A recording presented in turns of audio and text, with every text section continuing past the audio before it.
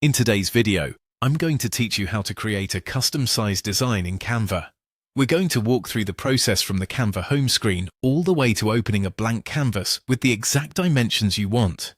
This is especially useful when you need a design size that doesn't match Canva's standard templates, whether you're creating something for social media, print, presentations, banners, or any other custom project. To begin, open Canva and sign in to your account.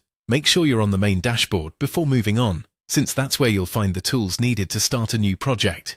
If Canva takes a moment to load, just wait until the homepage is fully visible so everything is easy to access.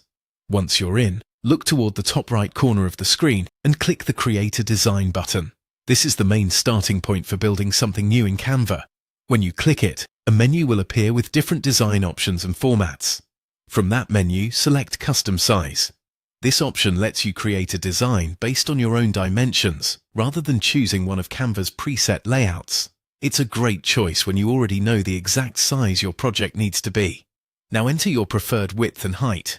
Be careful here, because these numbers determine the shape and proportions of your design. If you enter the wrong dimensions, your layout may not fit the platform, print format, or space you're designing for. It's always a good idea to double-check the size before continuing. Next, choose the measurement unit you want to use. Canva gives you several options, including pixels, inches, millimeters, and centimeters. The best one to choose depends on your project. Pixels are commonly used for digital content, while inches, millimeters, or centimeters are often better for print. Selecting the correct unit helps make sure your design comes out at the right scale. After that, click Create New Design. Canva will immediately open a blank canvas using the custom dimensions you entered.